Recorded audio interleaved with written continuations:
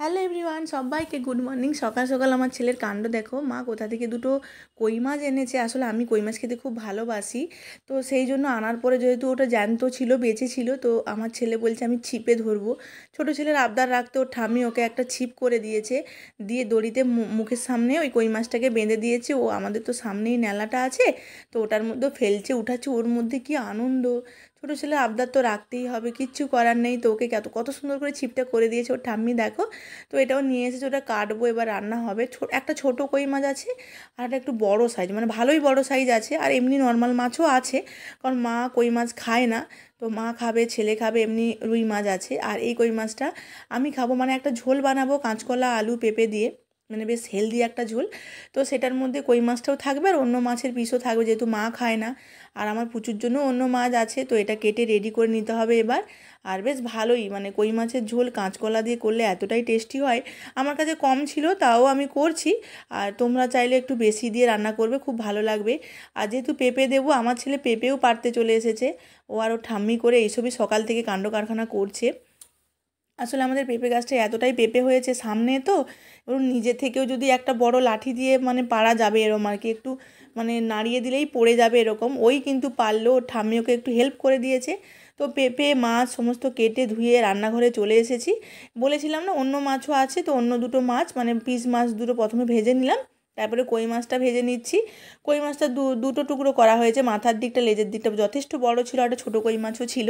তো মাছগুলো ভালো করে আগে আমি ভেজে নিচ্ছি, তারপর বাকি সবজিগুলো একে একে ভেজে নিতে হবে। আর এই যে কোনো মানে রান্নাতে বিশেষ করে যদি কই মাছের ঝোল করা হয়, কাঁচকলা আর পেঁপে আলু দিলে এতটাই টেস্টি হয় যে কি বলবো, মানে আলাদা একটা স্বাদ হয়। কারণ এই মাছের প্রচুর টেস্টি হয়, কই বলো মাগুর বলো, এসব মাছগুলো খেতে খুব ভালোই হয়। আর ঝোলের ক্ষেত্রে হয়তো প্রচুর কাঁটা মাছ হয়তো ভালো পাবে না, কিন্তু বেশ ঝোলটার জন্য বেশি খেতে ভালো লাগে। আমার ছেলে তো খেতে পারবে না, এতটাই কাঁটা ওকে আমি দেবো না, তাই কিচ্ছু করার নেই, বড়ো হলে তখন খাবে। মাছগুলো আগে থেকে ভেজে তুলে রেখে দিলাম। আমি আলুটা আগে থেকে একটু সেদ্ধ করে নিয়েছিলাম, সেদ্ধ আলুটা একটু ভালো করে তেলে ভেজে তুলে নিলাম। এবার আমি কাঁচকলাগুলো কেটেছি লম্বা লম্বা করে। কাঁচকলাটাও কিন্তু আমাদের গাছের, ওটা না ভিডিও করা হয়নি, আমাদের গাছে সব কিছুই টুকটাক হয় আর কি, টাটকা জিনিসটা পাওয়া যায়। তো কাঁচকলাটাও প্রথমে ভালো করে ভেজে নিচ্ছি, কারণ কাঁচকলাটা যেহেতু সেদ্ধ নয়, একটু ভাজলেই, নরম সবজি তো ভাজলেই সেদ্ধ হয়ে যায়। কাঁচকলাটা ভেজে তুলে নেওয়ার পরে এবার আমি ওর মধ্যে দিয়ে দিলাম কুচনো পেঁয়াজ, আর হচ্ছে কাঁচা লঙ্কা, আদা রসুনের পেস্ট প্রায় 1 চামচ মতন দিয়ে দিলাম, দিয়ে একটুখানি ভেজে নিচ্ছি। এবার গুঁড়ো মশলাগুলো অ্যাড করছি, হলুদের গুঁড়ো, জিরে গুঁড়ো, ধনে গুঁড়ো একটু একটু করে দিয়ে, পেঁপে আর হচ্ছে পেঁপেটা কিছুক্ষণ পরে দিলাম, তার আগে ভেজে রাখা আলু আর কাঁচকলাটা দেওয়ার পরে, পেঁপেটা সেদ্ধ ছিল যেহেতু আর ভাজার দরকার নেই, এমনি নরম হয়ে গেছে, একটু সেদ্ধ করে নিলে রান্নাটা আমার সুবিধার্থে ভালো। তোমরা চাইলে প্রত্যেকটা সবজি ভেজেও করতে পারো অনেকক্ষণ ধরে কষিয়ে। আমি একটু তাড়াতাড়ি করবো বলেই প্রথমে পেঁপে আর আলুটা না একটু সেদ্ধ করে নিয়েছিলাম আর কি, মানে প্রেসারে একটা সিটি দিয়ে দিয়েছিলাম।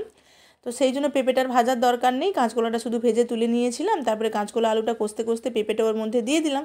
স্বাদ মতন লবণ দেওয়ার পরে কষিয়ে নেওয়ার পরে পরিমাণ মতন জল দিয়ে এবার ফুটতে দিতে হবে। ফোটার পর দেখলাম একটু লবণের প্রয়োজন ছিল, দিয়ে দিলাম। এবার ভেজে রাখা মাছের টুকরোগুলো ওর মধ্যে দিয়ে দেবো। কই মাছটা দেওয়ার পরে যা সুন্দর স্বাদ হচ্ছিলো আর কি বলবো। আর ওইদিকে দেখতে পাচ্ছ, ওইদিকে আমার প্রচুর জন্য একটু সেদ্ধ জল হচ্ছে, আগে থেকেই ওই পালং শাক, তারপরে হচ্ছে আলু পেঁপে গাজর টাজর দিয়ে একটু প্রেসারে সিটি দিয়ে দিয়েছিলাম, লবণ হলুদ আর জিরে গুঁড়ো দিয়ে। এবার এক পিস মাছ দিয়ে একটু ফোড়ন দিয়ে রান্না করে নিয়েছিলাম আমার বেটুর জন্য ঝোলটা। আর এবার হচ্ছে আমাদেরটা হচ্ছে কি সুন্দর কালারটা এসছে দেখো। আসলে আমি তো পুরো রান্নাটা কাঁচা লঙ্কার করেছি, সেই জন্য কালারটা এরকম এসেছে। তোমরা চাইলে একটুখানি কালারিং করার জন্য গুঁড়ো লঙ্কাও দিতে পারো। দেখো কত সুন্দর দেখতে হয়েছে, হেলদি হেলদি ঝোল। আর টাটকা গাছের পেঁপে, গাছের কাঁচকলা, টাটকা মাছ দিয়ে ঝোল তো দুর্দান্ত লাগবেই খেতে। তোমরা রেসিপিটা দেখে অবশ্যই একবার বাড়িতে ট্রাই করো, জানি সবাই জানো, তা সত্ত্বেও একবার বললাম। চলো টাটা বাই বাই, ভালো থেকো তোমরা। আবার অন্য কোনো একটা ভিডিওতে দেখা হচ্ছে, ততক্ষণ পর্যন্ত তোমরা সবাই সাবধানে থেকো। আর আমার ভিডিও কেমন লাগছে অবশ্যই আমাকে কমেন্টে জানিও।